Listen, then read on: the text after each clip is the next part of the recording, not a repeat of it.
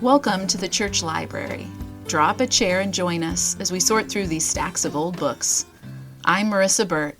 And I'm Kelsey McGinnis. And here in the church library, we host conversations about popular Christian books. This season, we are dusting off Christian parenting resources. Our book, The Myth of Good Christian Parenting, How False Promises Betrayed a Generation of Evangelical Families, examines many of these books, the obscure, the bestsellers, the ones that still pop up in church parenting classes. Let's see what's on the bookshelves today. Hi, it's Marissa with a quick note about today's episode. At the end of episode 1, Kelsey and I noted that we plan to discuss Tedd Tripp's book, Shepherding a Child's Heart, this week. And we will get to that next week. But first, we wanted to do an episode where we discussed the categories of books we found on our bookshelves as we researched. So that's what we'll be talking about today. And we're glad you're joining us for this conversation. Hi, Marissa. Hi, Kelsey. Here we are. We're here. We're in the church library. Yes. We're so glad that you're here. We have so many things we want to talk about and so many books we want to talk about and people we want to talk to. So we thought we would start by talking about a whole bunch of books at once. Yes. we would just do a whole bunch. No, but we know that most of you have probably found us because we have written the book, The Myth of Good Christian Parenting, How False Promises Betrayed a Generation of Evangelical Families. And one of the things that we do in this book is examine a bunch of resources, a bunch of Christian parenting books from across decades, and a lot of information from those books, a lot of quotes, blocks of text made it into the book, but there's a lot that we wanted to talk about that didn't make it in. Mm-hmm. And so we brought here to all of you today little samplings from our own library that have gathered over the past 2 years as we worked on this book. And we just thought we would talk through some of these resources. Yes. So we each have a selection of books that we either found significant in some way or representative of some bigger trend or theme in the Christian parenting book world. And we're going to take turns talking through them. So, Marissa, what did you bring? Yes. Well, I'm putting on my librarian hat today. This is so fun to pull out the resources. So I had trouble limiting, unsurprising, but I went for thematic. So the first selection of books I feel like represent this kind of authoritative, coming in hot, here's the right way to parent. Let's get back to basics. Let's do it the way our grandparents did. Let's get parenting right. Parents have gotten too soft. So I picked an older book called How to Rear Children by Dr. Jack Hyles, which was probably in the 50s and 60s in the fundamentalist corners of the church, which is less probably familiar to some of our listeners, but I think laid a lot of the groundwork that we see in the next iteration of that is going to be familiar. It's James Dobson's Dare to Discipline, 1970.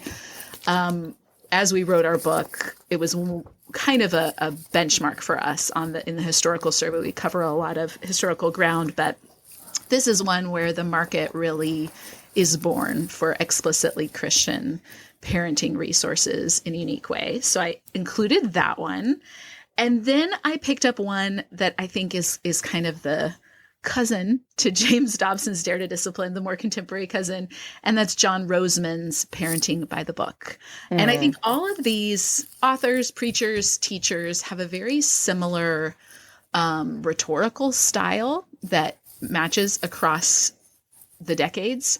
It's kind of like, I'm going to talk plain to you and I'm going to tell you how it's going to be, and let's do away with how soft our culture has gotten and get back to basics. So it kind of comes with that tone, and then there's just a lot of confident assertions that are being made that I think were really compelling to people who picked up these books, or in Roseman's case, read newspaper articles. He is one who wrote broadly for secular audiences and kind of had I don't know if you'd call it a conversion experience, but kind of a return to church, and began writing explicitly Christian resources in the 90s. So that was my first collection / 3-in-1. Titles in one. Yeah. Yeah, I think the comparison between John Rosemond and James Dobson is really interesting. I was not all that familiar with John Rosemond before we started writing this book. Were you? I was, because when I was a new parent, he came to speak in the community we were in. And an older parent was like, you got to go hear him speak. And we had like a baby. No, it was before maybe I was pregnant. I mean, it was before we had any parenting experience. So I remember so he came on my radar then.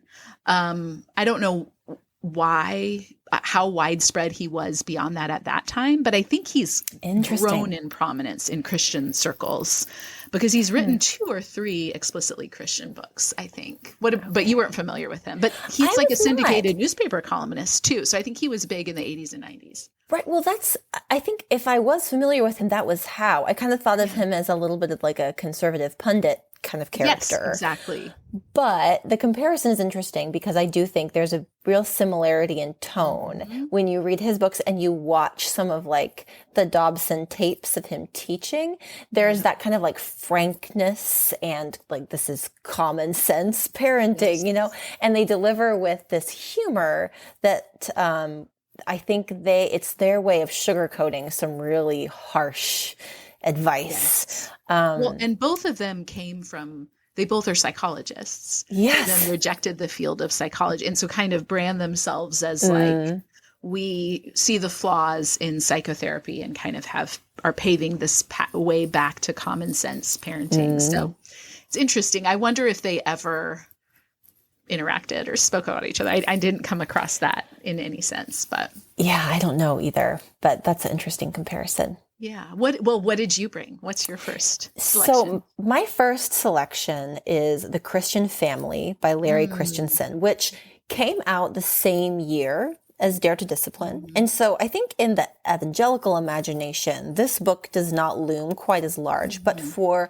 mainline Protestants, especially mainline Protestants who were in kind of like the charismatic revival wings of their traditions. So like Lutherans would have been probably familiar with this because Larry Christensen was a Lutheran. He was from the Midwest. He was very involved in kind of charismatic revival Lutheran branches.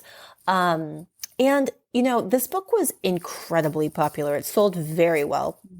I have an edition from 1973, so a couple printings in, and the cover says over 600,000 copies sold. Oh, wow. I know it sold more than that in the coming decade. And, you know, it was one book. So I teach at a small Lutheran liberal arts college, and one of the faculty members asked me if I was going to talk about this book in ours. And I had not planned to pay super close attention to it. It was one of these that I'd found in like a Goodwill or something. And after he said that, I went and looked closer and I was like, oh, this has blurbs from like Mrs. Billy Graham on the back cover and like elite royalty. Yes. And also from David Wilkerson, who is the author of the Cross and the Switchblade. Yes. Which was a very influential work for evangelicals. It's on Christianity Today's like list of 100 most influential books for evangelicals. And it started a ministry afterward too. So he was influential in that way too. Yes. And David Wilkerson is sort of this like urban ministry to gang like teenagers. And one of the things that comes up in this book, and this is a trope that we talk about a lot, is this appeal to parents, like get your kids under control or they will become criminals. Like they will become these gang members. I have seen how bad teenagers can be. Don't let this happen to your children. And there's quite a lot of that in this book. And also just a lot of, kind of familiar authoritarian language that was surprising to me, just because I just associate that so much more strongly with the kind of evangelical book market. But it sort of shows just how entrenched some of these ideas are and how parents from all different kind of faith traditions were really susceptible to this conservative panic of the 60s and 70s that really comes through in this book. And so I think it's very apparent in Dobson, and people who are critical of James Dobson will be very familiar with that. But this is another I think, useful case study in that kind of panicked approach to Christian parenting in the 70s. Well, and I think that's a good point too about how ecumenical a lot of these resources were. Certainly, many of them were intentionally writing in a non-denominational way because they were trying to reach a broad market. But you had even people outside of Protestantism, so Catholic families, who were getting focused on the family publications in this way because of the overlap with ideals, ideology, political goals, all that kind of thing. So it's easy to think of it as like, oh, this corner that the author maybe represents their personal denomination or their experience, especially if they were a pastor. But a lot of these became really ecumenical. So that's a good example. Yeah, it really was an interesting read for me. What's next for you? Okay, next for me, I went to the extreme, the bottom shelf, the extreme corner of the library, because we talk about this in our book, and the family life teaching became a bedrock of some really insular, high control communities that drew a lot of members based on their family life teaching. And for reasons you mentioned, like fear of how children would turn out, I desire to protect them from bad things. So I am in the hyper-reformed corner of the library, and I am pulling out a sampling here, to Train Up a Child by Michael and Debbie Pearl. They claim over 1 million in print. I don't know if that's a rhetorical slip versus 1 million copies sold. It is self-published, but had an incredibly wide reach, incredibly detrimental effect, is still defended and justified by many people.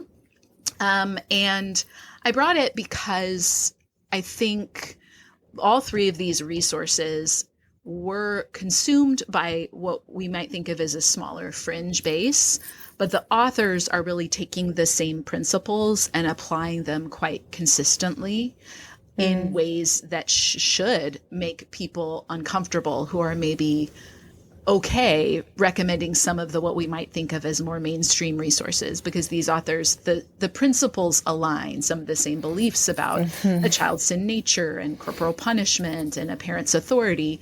They just are not cloaking it. So I brought To Train Up a Child Training for the 21st Century. And along with that, I didn't, we had a lot of male dominant resources. I didn't want to leave the ladies out. So I brought The Power of Motherhood by Nancy Campbell. She started Above Ruby's Ministries. They actually live close to the Pearls. I think they're friends in some ways. They kind of have mutual overlapping circles.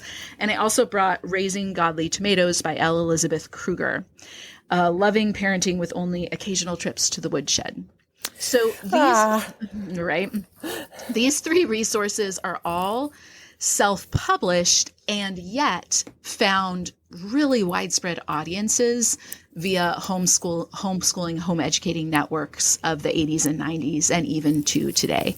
They became passed around or recommended at conferences or in churches and normalized these practices. So I brought them as a representation of the way high control church life, high control family life really plays out in families who, I think particularly when these beliefs overlap with like quiverful ideology or large family logistics, these sort of very controlling methods become almost necessary to enable mega families operating on a single income and homeschooling and all that kind of thing. And so these really strict techniques. So I brought these. This is a sad corner of the library, but an important one.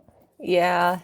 You have a little bit more run-in with like homeschool conference circuit familiarity. Do you have a sense of how much these particular resources are still distributed? Like, would you see books like this like today at a table at a conference? It's an interesting question. I don't know. Certainly some. I remember when there was a homeschooling conference, a regional one out here, when we first explored homeschooling years ago, going to it, and I had no framework for this. A friend had just been like, go to a conference, you can look at the curriculum, browse it for free, just go to their curriculum hall. And it happened to be a really conservative one. So I would think that one probably still would have these on the table. I think with the advent of the internet and more circulation of awareness, I think people are more circumspect, and these things are more recommended in closed Facebook groups or things like that. Like I think you'll still find people advocating for them. You can go look at the reviews. There's still many positive reviews for these books. For sure, I would say the Pearls book and Nancy Campbell's, because those ministries still have a big following. Elizabeth Kruger's interesting because she kind of was a mommy blogger in the day and created a whole like forum where mothers could connect, and then quietly disappeared. And I think goes by a different name now and like runs a horse farm or something. You know what I mean? So kind of like, I don't know if she's still in fundamentalism and still coaching other parents, or so it's interesting sometimes to see how some of these experts, quote unquote experts, move on themselves. Certainly with organizations like Vision Forum that happened, but the families that all sat under these teachings are left with the wreckage of them. So yeah. So that's one to spotlight. What about you?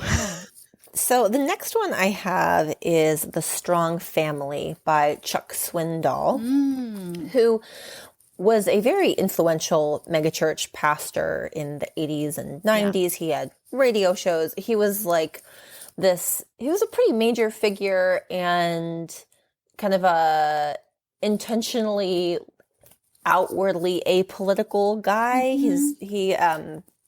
But he wrote a lot of books. I mean, so many books on so many different, sort of Christian inspiration type of books. This book, The Strong Family, was first released under another title, which I cannot now remember, but it was republished in 1991 as The Strong Family. And it is like this weirdly kind of corporate structured self-helpy, like you look at the table of contents and you're like, this is it's structured kind of like a 90s leadership book looks like, Yeah. But he, similar to James Dobson, and similar to, you could imagine like a radio host / megachurch pastor, there's a lot of like, dramatic language and funny anecdotes and hyperbole here and there. And then every once in a while you run into something and you're just like, this is incredibly extreme. Oh, wow. And, in just strange ways, right? Like he'll sort of be talking, going on and on. He's got a chapter in here about masculinity.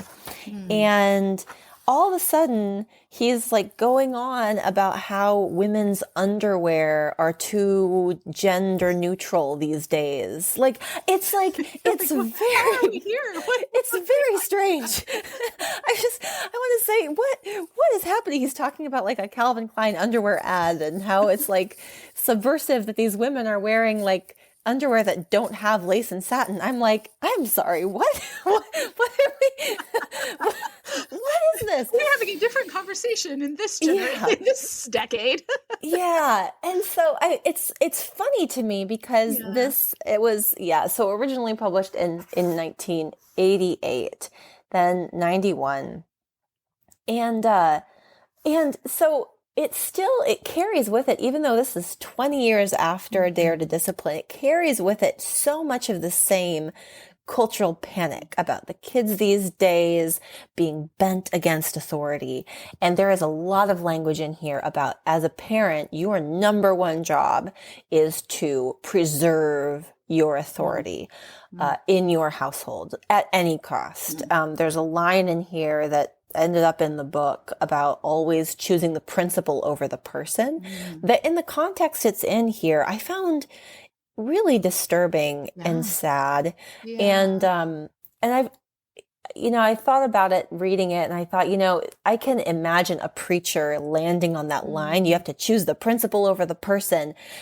That sounds really nice. It's got the alliteration. It's pithy, but like, take a second and think about the implications of something like that. And there are just things like that pop out when you're reading a book like this, and you start to see, there are some really toxic beliefs in here about a parent's job and almost the importance of dignity as a parent. You sort of like need to preserve your own dignity in your household and be taken seriously by your children at all times. And I think it really, as I'm reading it, I just think, man, that just sets parents up to be very easily offended by their children. Like I find myself thinking that when I read books like this, that I think probably in the long run made parenting really stressful and hard for a lot of people in ways that it could have been easier.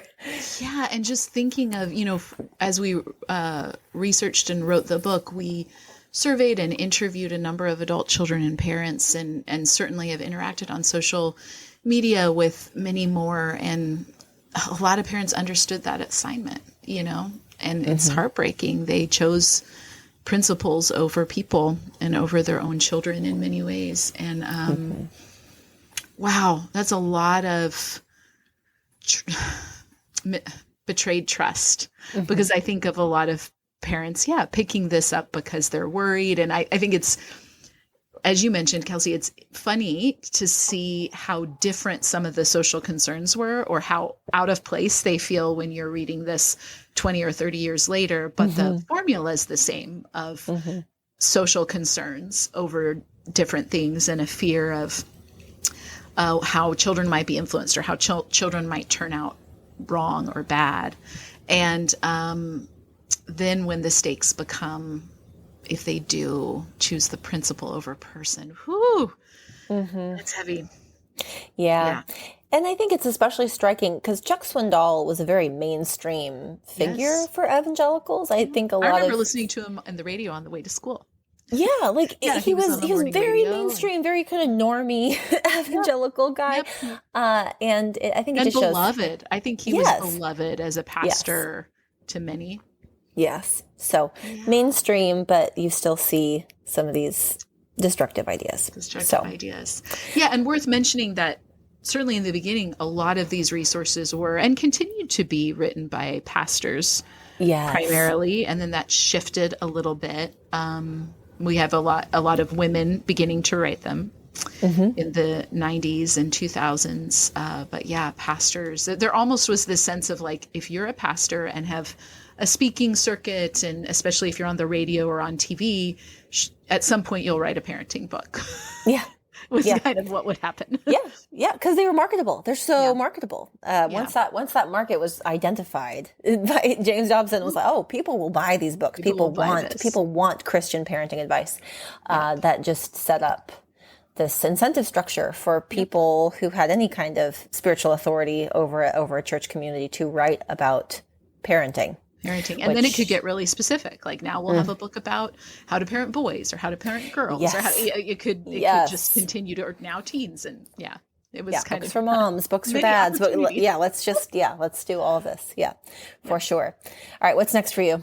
Okay. What's next for me is a little bit of a breather, because not all parenting books are authoritarian. I picked two that they're about 100 years apart, but both took a gentler approach. So the first is Henry Clay Trumbull's Hints on Child Training. And this is a well-known one. It's in the public domain. And this is written by Elizabeth Elliot's grandfather. And he writes still with some of certainly the vocabulary of his day, which would have been the late 1800s, early 1900s. But in a lot of ways, as I read it, it has much more in alignment with today's understanding of gentle parenting than any other contemporary resources. There's a lot of discussion about respect for a child's perspective, of kindness toward a child, toward empathizing with a child's perspective. And so I found that an interesting surprise, because I think a lot of times in the current moment, it's a hot topic. You'll hear, we probably get, somebody will send us a link to a podcast just about every week of another Christian influencer saying something like, is gentle parenting biblical, or the theological problems with gentle parenting, or an article, right? Yes. Just the topic that never dies. Yes. Evergreen question. Evergreen question. Can Christians gentle parent? Yes. That's And I don't want to make light of I'm not laughing at the people asking the question, because I think many Christian parents are earnest, right? They don't want to mess this up. That's such a huge motivator. Like, there's such a sense of overwhelm and am I doing it right? But it's the same podcast and the same article every time. Basically, the same points are covered. So I think it was so interesting to read this in the middle of this and find Trumbull, who was in his day a very influential conservative Christian leader, kind of humbly being asked. He has a lot of disclaimers in the introduction to his book. Yes, he does. A lot of disclaimers. Humbly saying these principles that maybe would be identified in that way. So I thought that was an interesting one. And paired with it, I brought L.R. Nost's Jesus the Gentle Parent, which subtitle is Gentle Christian Parenting. And I would mark her even as the first person who coined the term gentle parenting, even though there is a secular parenting expert who it's identified with that came along later. I think Nost's book came out first. Interesting. So I find that kind of interesting. And in her book, she does a little bit of critical analysis of some of these popular resources we've mentioned. That was heartening to read, certainly as we researched. And she was writing kind of in the heyday of the attachment parenting movement. So she is introducing Christian readers to kind of a Christian attachment parenting framework, which is kind of a cousin to gentle parenting, I would think. There's some distinctives, but typically people drawn to them are drawn to similar things. So I brought those two because I wanted them to be represented in our church library. Yeah. That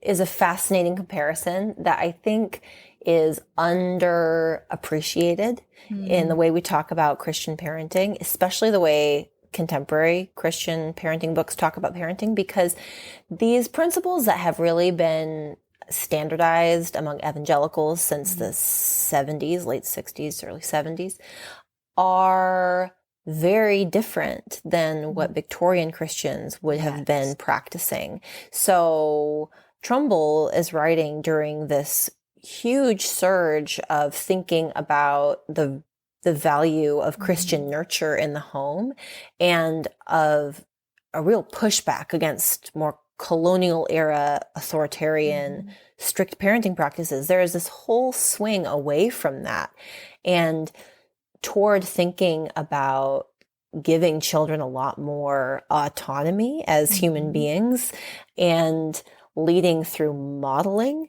I mean, it's hard to compare exactly, because it's also worth saying the people who are talking about the value of Christian nurture and gentleness and giving children freedom were also probably hitting their children. So it's like, we can't say that it's not a perfect comparison. But when you look at some of the language used about children and spiritual formation, it does sound a bit more like what you'd find in Jesus the Gentle Parent, which I find just fascinating. It's fascinating, And it absolutely pokes holes in this idea that these are these timeless principles. These have always, Christian parents have always known that you have to do this one thing. That's never been the case. There's always been kind of opposite ends. I think this tug of war, and it makes me think of even in the literature, like I think of George MacDonald, who had a large family and wrote very kindly and gently of children. And he had a pushback to the hyper Calvinism of his father and grandfather. And so I think these trends are also aligned with theological positions too, that ebb and flow with what different people would be drawn to based on their theological positions. And while I do think things like switching is what the terminology they typically used happened, in the classroom, it happened more commonly, there were still people speaking out and against corporal punishment of children. And that's what's interesting to see. Even in, I think it's J.C. Ryle's parenting book, you see him kind of bemoaning those who would say you shouldn't spank children. So there always have been Christians who have advocated for very authoritarian parenting frameworks, typically in alignment with authoritarian theological frameworks as justification. And there have been others who have advocated for different ways, often as a reaction to growing up maybe in those environments, as in McDonald's case, and kind of charting a different way forward. And those who are also, I mean, at that time period, you have people thinking about human rights of children in new ways as well. So that's maybe a interesting point that hadn't occurred necessarily in Western culture before then, which is maybe worth mentioning. I wish we got to talk about this more in the book. We had so many footnotes, you all, that then we just had to trim. They just had to go away. It makes me want to cry. But more articles or something. But one of them was making the observation that there are American parenting practices come from Western historical structures, and there is evidence that other societies and cultures practiced gentle parenting methods and did not resort to things like corporal punishment, or had different ways of disciplining or instruction through storytelling, for instance, or trying to warn children through like scaring them with stories instead of threatening punishment. There just are different ways. So I wish we could have explored things like that more, but we did try and stay in our lane in the book and be like, we are talking about American evangelicalism in really these 50 years. But yeah. Well, what else did you bring? Let's see. Okay. Next on my list was this kind of obscure book by Margie Lewis called The Hurting Parent. And I wish I could show the cover of it. It came out in 1980. It's a Zondervan book. This one also has an endorsement from Ruth Graham. What does the cover look like? Can you describe it? The cover is like this, like straight out of a soap opera, like a concerned mother pulling back the curtain of a window, looking out the window, and like her husband standing behind her. And it's like, I think the idea is that their child is out late or missing, or they don't know where their child is. It's kind of like, it's 10 o'clock. Do you know where your children are, kind of thing. And, I did not find a lot of books like this. This is really like a short book for hurting parents who feel like they have failed as Christian parents. And I was really struck by it because there is so much confidence in a lot of the rhetoric in these books around the certainty of this being the biblical way, the certainty of this being God's way. The confidence that you should have as a parent in your authority.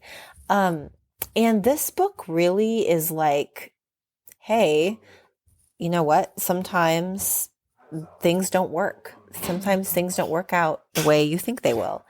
And I think it just offers some like lament and some hope and some just like sitting with parents and saying, yeah, we don't know why this happens. And you don't get a lot of that in some of these books. You do not.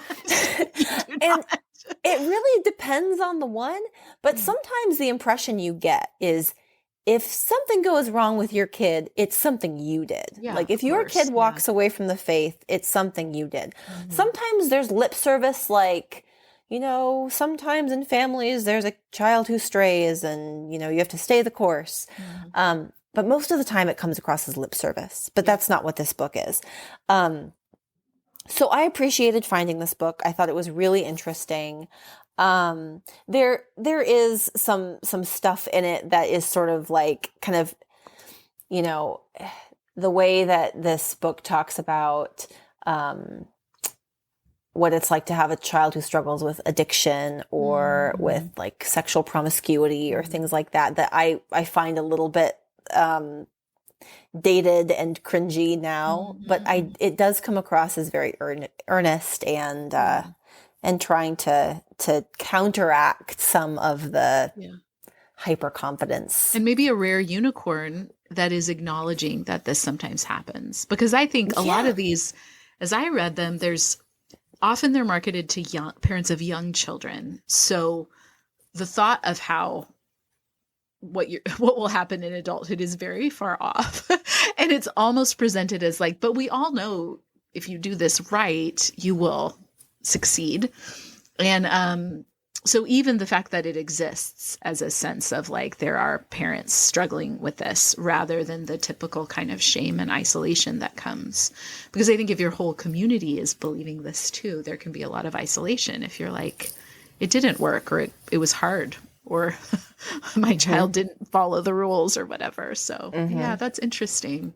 Do you think, what is her background? Did you say, or what is her, is she a minister or no? No, she was not. So I am trying to remember. I did have some of her bio in our book, I think. She was a longtime secretary at, I want to say it was Asbury University. Oh, interesting. Okay. I was curious what the theological, so maybe that tracks, maybe a Methodist framework. Yeah. And I think her son like went on to work, Greg Lewis, I think went on to work at a major evangelical publication. And I cannot remember which one. It wasn't Christianity Today, but it was something like that. But she was not in ministry. She worked for a Bible college, and I don't really know the story of this book. I could not find out a lot about it. That's interesting. I don't think it sold well. Well, actually, I shouldn't say that. It did have multiple printings. I have a 1982. It came out in 1980. So. Yeah, I could not find a lot about it. So, well, and that was an interesting thing. I don't know about you, but I found about reading some of these older resources, particularly ones that maybe I had never heard of or people I'd never heard of. You can dig and see what the footprint is. You can kind of hear from other people, but a lot of them get lost in time. Like maybe they would have been significant for 5 to 10 years, a micro generation of parents. Particularly if they were recommended on the radio or something like that. And then the books go out of print. And I don't know, it's curious. It's a curious thing to think of how much influence that can have in a family culture or in an individual child's life when the book is so ephemeral or doesn't last. Yeah. That's interesting. All right. What's next? Okay. This is my last little set. I wanted to bring some of the 90s players onto the scene. So this would have been after Dobson really paved the way for this burgeoning market. And so I wanted to at least mention Gary and Anne-Marie Ezzo. Their Baby Wise phenomenon was a whole thing that led to Growing Kids God's Way.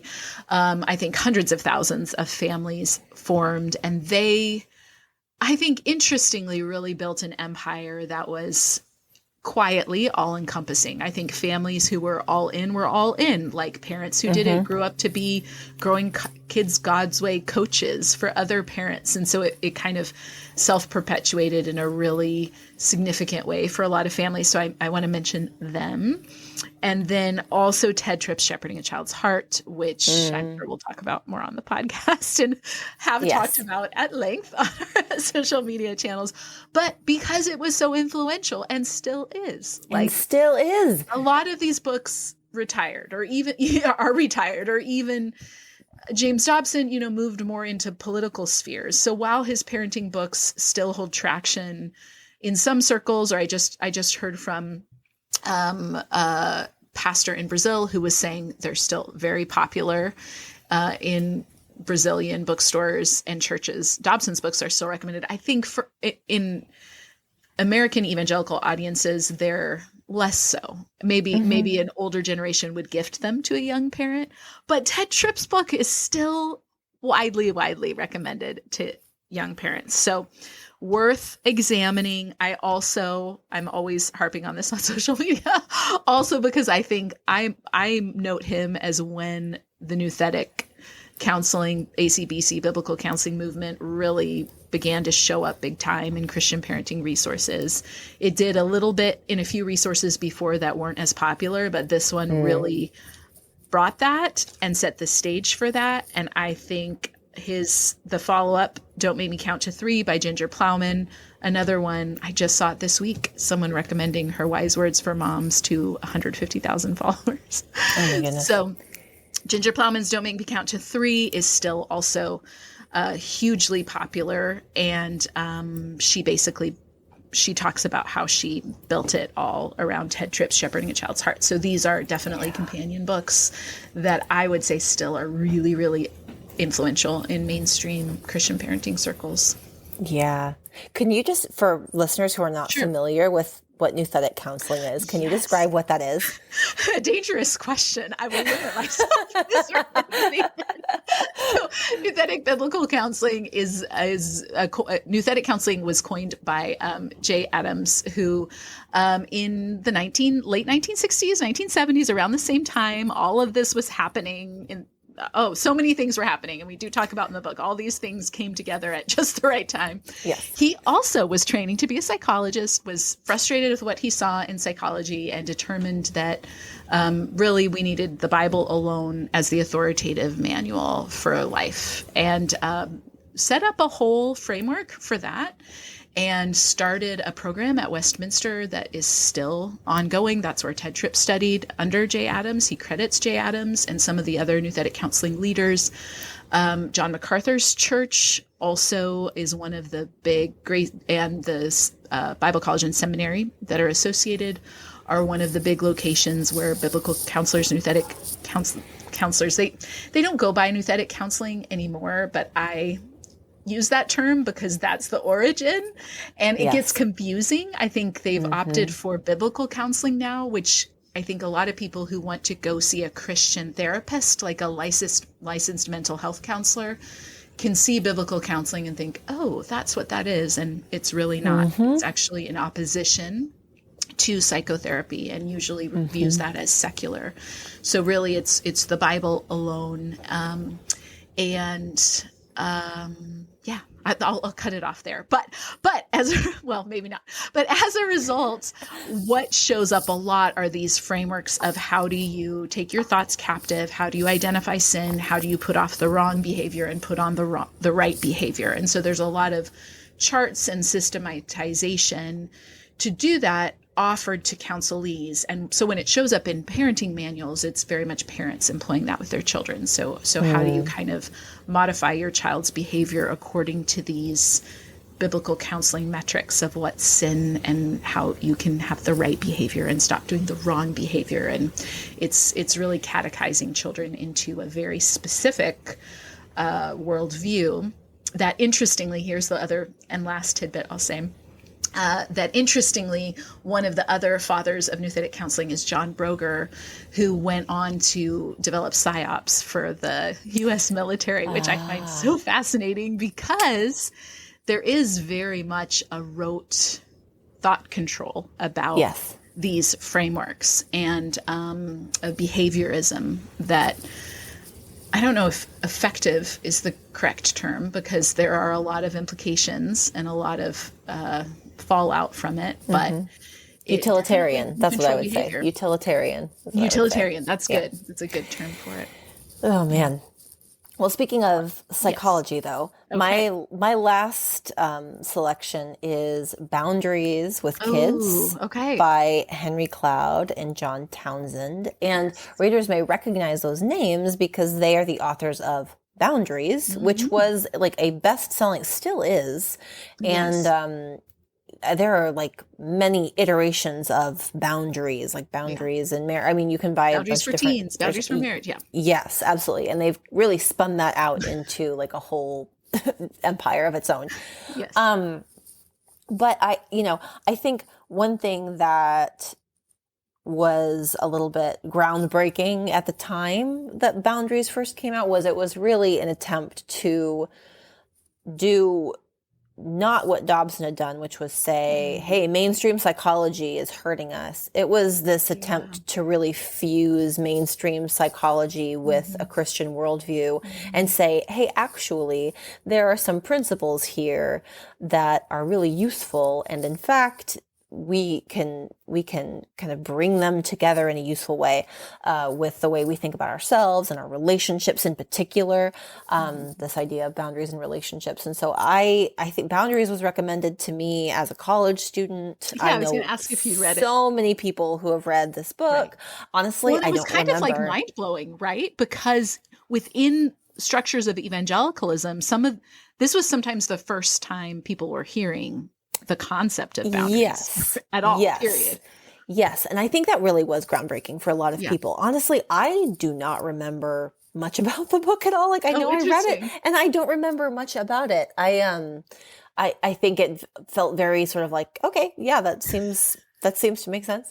And so I picked up this book out of curiosity, because I it's not explicitly a parenting book, but it definitely is. The little subtitle is When to Say Yes, When to Say No, to help your children gain control of their lives, which is a fascinating framing for a Christian parenting book when so much Christian parenting literature is about seizing control of your children. And if it doesn't say that, it's, exercising authority over your children, right? Insisting on authority over your children. And I was really pleasantly surprised by a lot of this book.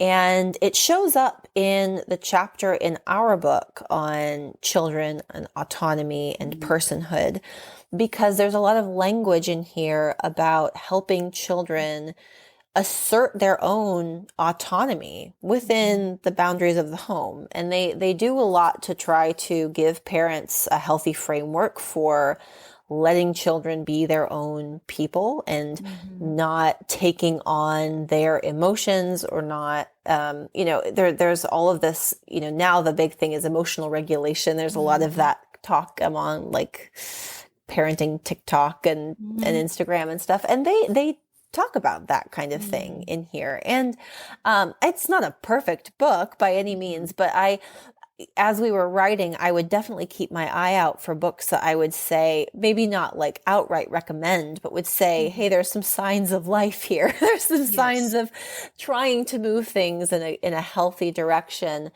And, I want to add like a million caveats to any of this, because obviously I am not a psychologist. I am not, I'm not here to give anyone advice about what frameworks to use to raise their children.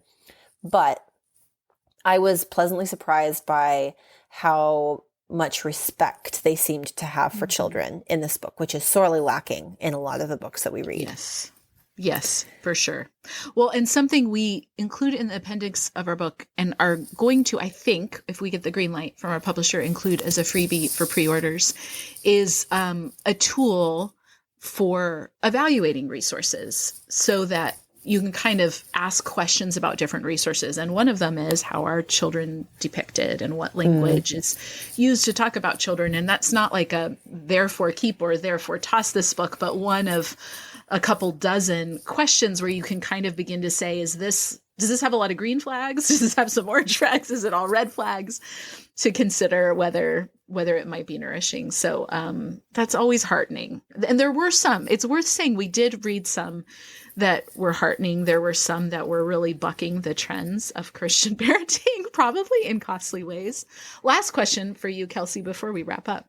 Curious, how did you, when we set out, we were like, we're just going to read a bunch of primary sources. How did you pick yours just when we were in the very early, like a year ago, when we were like just starting to draft?